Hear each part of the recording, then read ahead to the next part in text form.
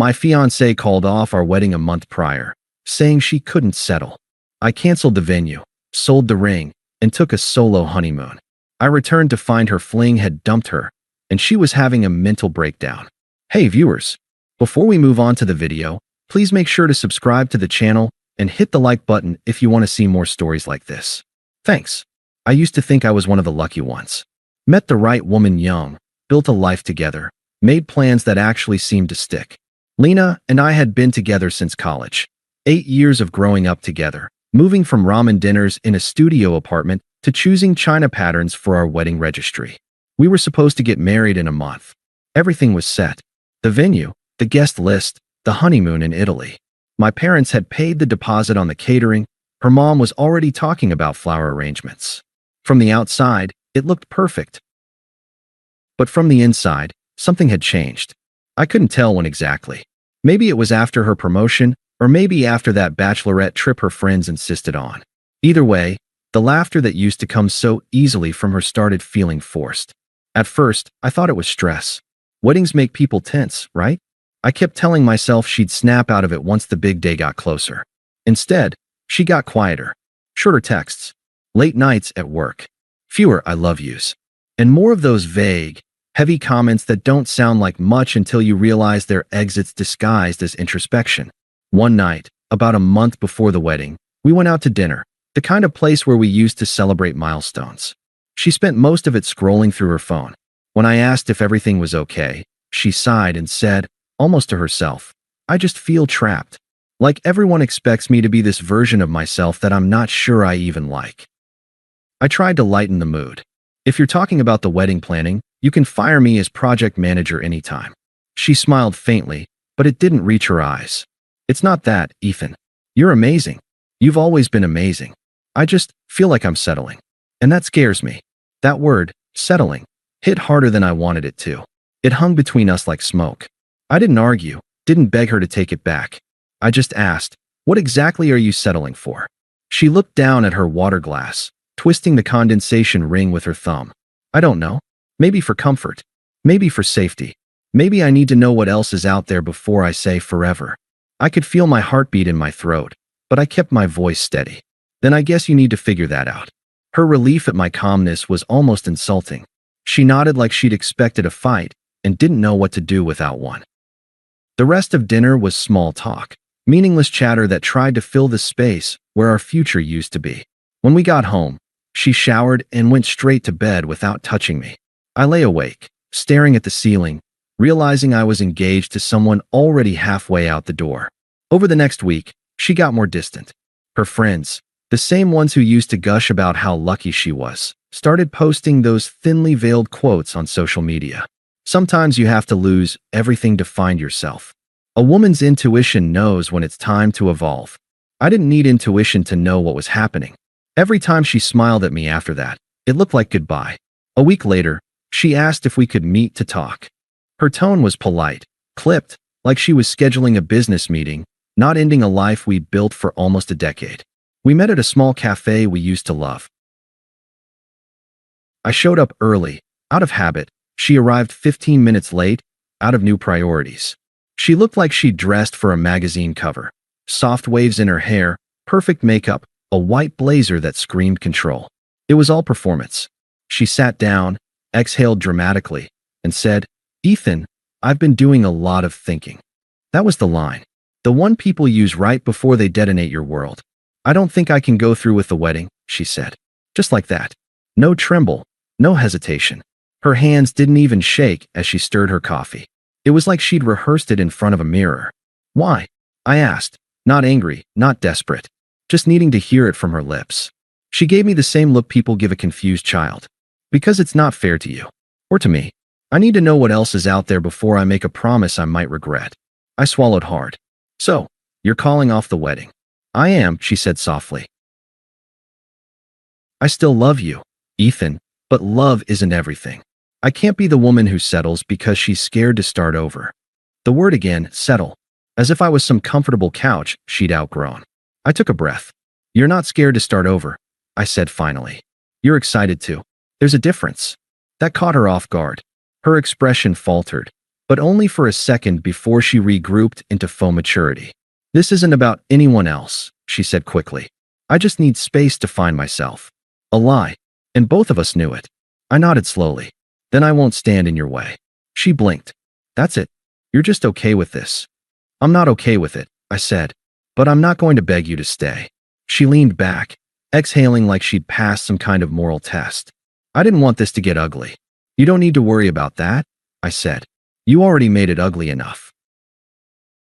For a brief second, her composure cracked. Her mouth twitched like she might cry, but pride won. "I'm sorry if you're hurt," she said, tone flat, rehearsed. I stood up. "You're not sorry. You're relieved. Enjoy your freedom." She didn't follow me when I walked out, but I felt her eyes on my back the whole way to the door. Later that night, I found out through a mutual friend that she'd already been spending time with a coworker, Ryan.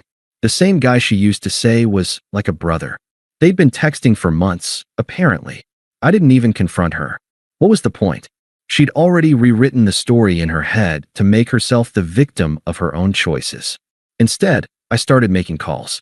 Venue, canceled. Caterer, canceled. Photographer, canceled. I didn't just delete her from my future. I deleted the version of me who'd built that future for her. When I called the jeweler about returning the engagement ring, he asked, "Cold feet?" I said no. She wanted to fly barefoot. He chuckled awkwardly, not sure what to say, and I realized I didn't care who understood. By the end of the week, every trace of the wedding was gone. The invitations, the deposits, the whiteboard calendar with our day written in red marker. I wiped it clean. She never asked if I'd canceled anything. She was too busy posting pictures of sunsets with captions like, "New beginnings feel like breathing again." Good for her. I hoped she enjoyed the view while it lasted. When I woke up the next morning, my first thought wasn't about her. It was about silence. The kind that hangs in the air when all the noise finally dies. For months, my life had revolved around her wedding Pinterest boards, dress fittings, venue negotiations, and her endless lists of must-haves. It felt strange not to have my day dictated by her agenda. So, I decided to start reclaiming things. One by one. The first call I made was to the venue. The manager sounded almost sympathetic when I told him we were canceling. "Do you want to reschedule for another date?" he asked gently. "No," I said. "Cancel it entirely." She called it off. They refunded a portion of the deposit. I didn't even care about the money. I just wanted it gone. The second call was to the jeweler. The man hesitated when I explained that I wanted to sell back the engagement ring. "It's a stunning piece," he said. "Not to me anymore," I replied. By noon, both were handled. By evening, I was staring at my laptop, scrolling through vacation packages. Something spontaneous, somewhere I'd never planned to go. Thailand caught my eye. It was supposed to be our honeymoon destination, but she said she wanted something more adventurous when we were planning. Well, I figured this was my chance to have an adventure alone. So, I booked the ticket. I left 2 days later with a backpack and no itinerary. I didn't even tell anyone at first, not even my parents. I just texted my best friend, "Taking the honeymoon. Solo. Don't worry about me." The flight felt surreal, like I was watching someone else's life from the outside. But when I landed in Phuket and stepped into the heavy, humid air, something shifted. It was the first breath that didn't taste like regret. I swam. I hiked. I ate street food that set my mouth on fire. I talked to strangers, laughed with locals, and for the first time in a long time, I wasn't thinking about how every moment would look on social media or whether she'd approve. One night, I sat on the beach with a beer and thought about everything that had happened. About how easily she threw away years of commitment because she couldn't settle. I realized something. She wasn't running towards something better. She was running from herself. From the idea of stability, of contentment, of real effort. And I wasn't going to chase her anymore. By the end of that trip, I wasn't healing. I wasn't discovering myself. Those sound like cliches people post with sunset photos. I was simply existing, finally, without her shadow. When I boarded the return flight home, I didn't expect anything dramatic waiting for me. I just felt done, peacefully done. But what was waiting for me back home wasn't peace. It was chaos, hers, not mine. The flight home was calm, too calm. I scrolled through old photos on my phone, deleting them one by one. Every sunset selfie, every dinner pose, Every fake smile where I thought we were building something real. By the time the plane touched down, my camera roll looked like it belonged to a stranger. I expected nothing when I got home. Just the same apartment, the same quiet, and maybe a few awkward texts from mutual friends still pretending to check in. What I didn't expect was to open my phone to a flood of unread messages. From her. They started polite. "Hey, can we talk?" Then slipped into desperate.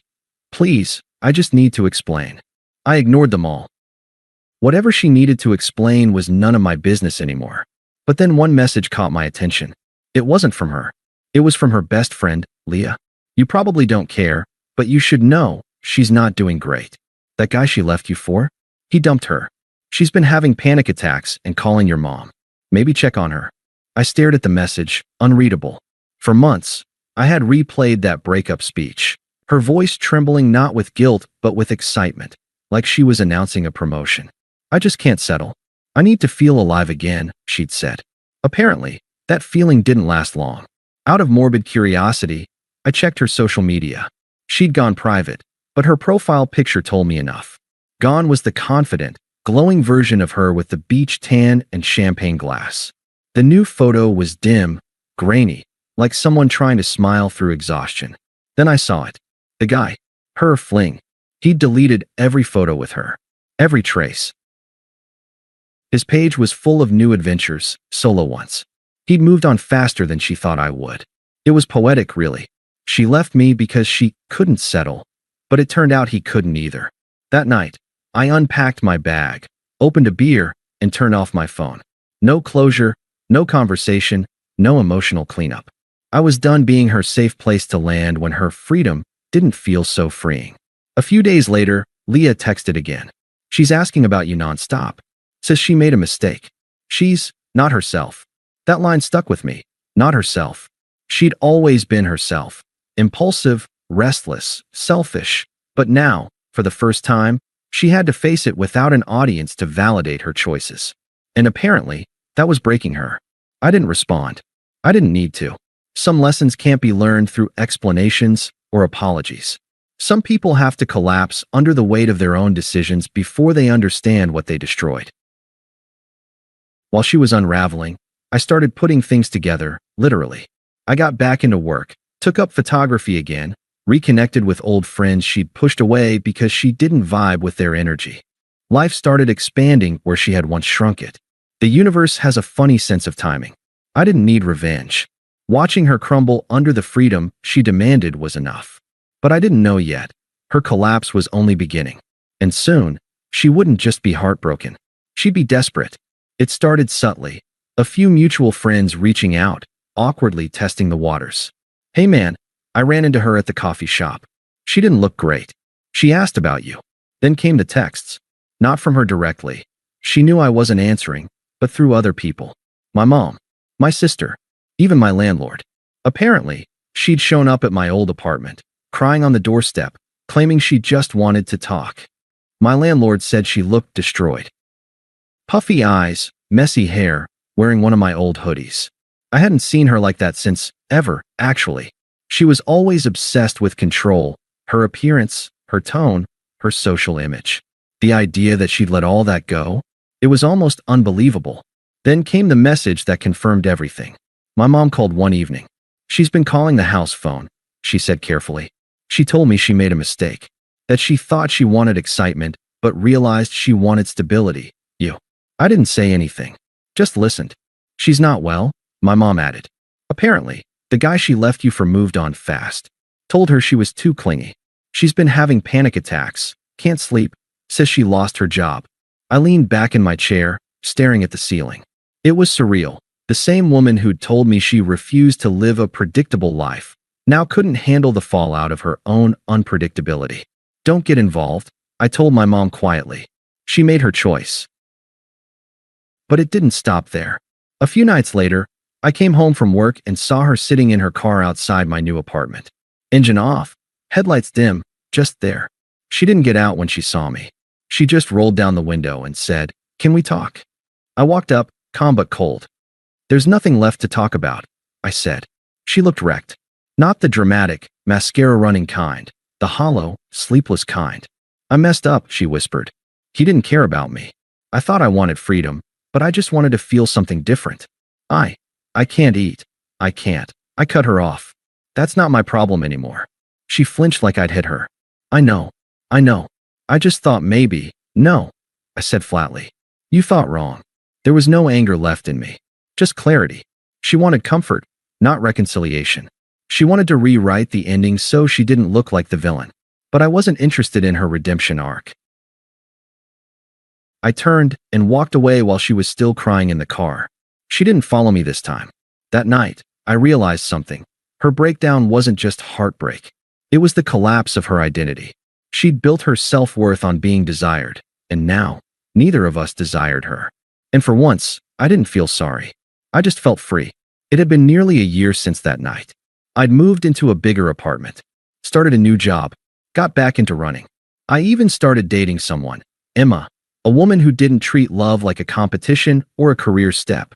She laughed easily, listened more than she spoke, and never made me feel like I had to earn her affection.